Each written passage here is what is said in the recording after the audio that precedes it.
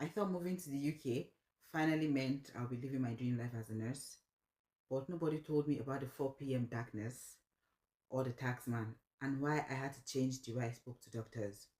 Today, I'll be sharing with you 6 things I wish I knew before leaving Nigeria for the UK. Hi, lovely.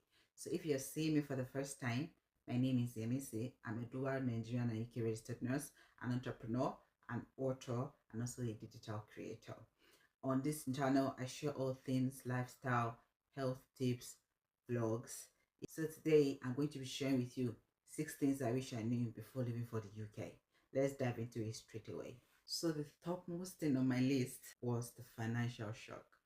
Nobody will ever prepare you for this.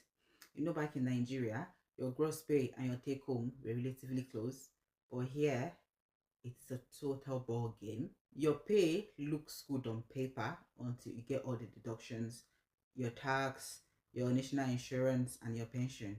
Right? Your take home is literally way less than your actual gross pay. So let me give you an example. If your gross pay in a month is 2,400, after all these deductions, you might end up going home with around 1,008 or 1,007. Yeah, that was a shocker for me initially. Then also, still on the financial aspect, the cost of living, it's very expensive. When I first came, I used to fall into the trap of converting pounds to naira. I noticed I was going to put myself under a lot of stress if I keep converting. The feeding is expensive. For example, if you want to have like a plate of jollof rice with chicken or something, you get nothing less than maybe 10 to 14 pounds. That is roughly like 30 to 35,000 in naira. So a quick tip, never try to convert your pounds to naira, because if you look at it logically, you earn in pounds, so you spend in pounds. Stop converting it to naira for your peace of mind. So the second thing on my list is the cultural shock and the workplace practices. Okay, in Nigeria, we are big on respect. When it's an elderly person or senior colleague at work, you're like, oh, sir, ma'am, sister. So you don't dare call anybody by name. So, call me. On my first day, when I saw my boss in the morning, I was like, good morning, sir. Then later on, I saw someone greet him and the person called him by name. And he responded well. I was like, it's here in the UK, they will call a consultant Dave. They don't care about the ranking of saying, oh, Dr. So-and-so, nurse so-and-so, sir, ma'am. They don't care. Everybody is equal. They don't really need those names to buffer them up. They are so chilled. In fact, I struggled with it initially because I'll see someone, a colleague, that is old enough to be my mom, and I have to call her something like her name.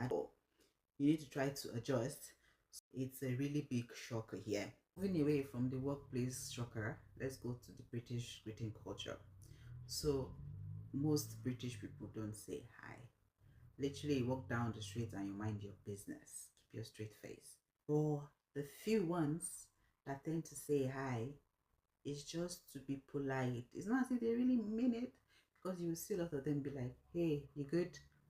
Them asking, are you good? They are not asking like a question to hear your response if you're actually okay or not.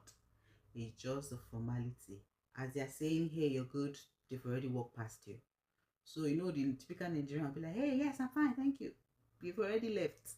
So when they say, hey, you're good, they're just being courteous. It's not a question. Still under the culture, let's talk communication.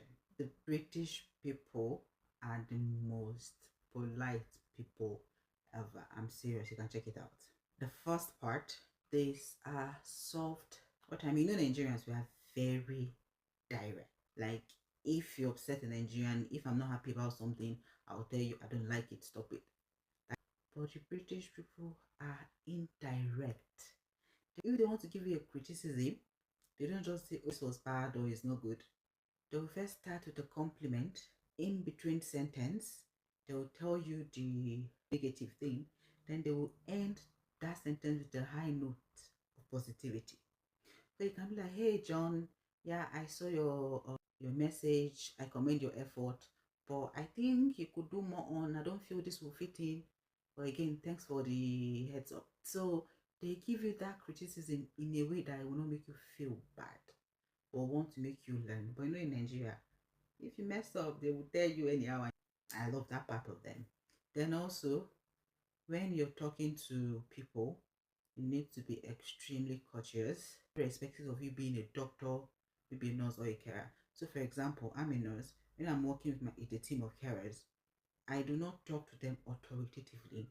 So, ideally, I have rights to assign tasks, or I don't say, oh, so and so, go and do this, do that, do this. No, I need to sound as if I'm giving them an option. Like, hey, is it okay for you to do this, or would you like to do this, please? So it's a way of showing respect. So a doctor cannot just come and tell me that do this. No, he has to be, is it okay for you to do this? And even when you're treating the patient, you can't just say, hi, it's time for your medication. You need to ask, is it okay to do your medication now? You need to learn to be very polite, especially from Nigeria where we are very direct. I had to really adjust because it was not a thing back home. You say the way things are black and white, but here you have to walk in between the gray areas. So now moving to the British weather. Even the English people, they are still confused with their weather. Like, it's the most confusing weather ever.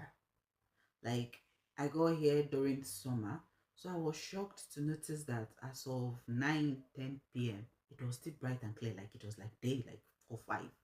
I was shocked. Then color me when we go to winter, as soon as of 4 p.m. past 4, everywhere is dark. I mean literally dark. And before it gets bright again, the next day will be around 8 past 8. So you know in Nigeria it's same morning, evening. But here, depending on the season, daylight changes. Then the weather, you cannot predict it. In UK in one day it will be sunny, the next minute it's raining, at night it's freaking freezing cold. It's a mixture of a lot of things every day. Like, you hardly have a full day or a full month of maybe just being sunny or winter or rain. It's like the weather is unpredictable. So if you're going outside in the UK, always have your umbrella with you, because it might be saying they check the weather forecast and it's saying, oh, today is gonna be sunny. By the time you get to where you're going to, it's already raining or snowing. So always prepare. Then nothing prepares you for the British winter. I don't know how to describe the cold. It is damp. It goes into your bones. You know, when we were coming the first time, we were all hyping. We went to buy jackets in Lagos or somewhere. Those jackets don't work here. You will freeze to death. You need to buy their own kind of jacket meant for this weather, not our Nigerian jacket. So the next thing I wish I knew before moving to the UK would be the social life balance. So literally here, people isolate, they keep to themselves, they don't mingle. Like, you could literally have a next door neighbor. You cannot even, at times you not even see yourselves in a month, and you might not even be saying hi to each other. And whilst you're walking past the street, it's so bad that even the Nigerians in diaspora, they've adopted the culture that you see a fellow black man or a Nigerian on the road and both of you will ignore each other because nobody is saying hi. So it's like everybody is now British, everybody's minding their business. So the lifestyle is usually home, work, your off days, you're indoors, maybe you just do cleaning, then you go grocery shopping and you're back in. So if you are not intentional, honestly you get depressed. I felt it the first couple of months I got in. I was feeling low really because I could not socialize. It was work, home. You have to try to be intentional to associate yourself with people, maybe join Nigerian groups or a nursing group or something. Thing that is a shocker is the trap of bank shifts. So you know, UK is bills. There's no free lunch anyway. So people tend to work extra above their weekly hours to be able to meet up. But I noticed that it's a trap. It's fine to take an extra 1 or 2 shifts per week. For some immigrants like me, we are overdoing it. And some, before you know, they experience burnout. They become kind of passive aggressive. You know, when you're stressed out at work, you're always squeezing your face, you're making lots of work mistakes, which can lead you to the front of a coroner. As if you're a nurse, you might lose your pin and finally go back home. You're tired always. You're burned out. Some of them, you see some news where a nurse or a carer passes out at work. They collapse because they are stressed out. They don't rest. I know people that do 6 night shifts a week, which is 12 or 13 hours long.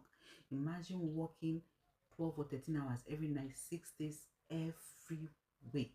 And some of these people have families, they have kids. Please, I know the paycheck is tempting, but again, after all the stress, when they tax you, they will overtax you because you overworked.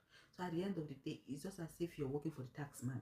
Finally, let's talk the home factor. So the first couple of months, I would say, you're still struggling to adjust, and you're still not sure if, like, you miss home, you miss the vibe, the people, the food. So things I did to be able to connect with home, firstly was the food, really. I had to get likes of jollof rice. At times I would get swallow. It helps you connect with your roots and stay sane. Then also try to get Nigerian communities. Even though I told you Nigerians on the street are not really nice or friendly, they don't talk to you. If you're a nurse or a pharmacist or anything, there are lots of online groups that you could join. You'll be there with like-minded professionals as yourself. And if you're struggling, maybe you're just immigrated, ask questions there. They will help you. You're struggling with your job, with your rent or your landlord. They are really helpful. Try to get a Nigerian community to join if you just relocated. Either work or just to socialize online. They are really helpful. That's one of the ways to stay sane in the UK. Hey, so this brings us to the end of this interesting session today. If you've still not subscribed, this is your reason to do so. Kindly subscribe and turn on your notification bell. So if you've been in the UK longer than I am, what did I miss?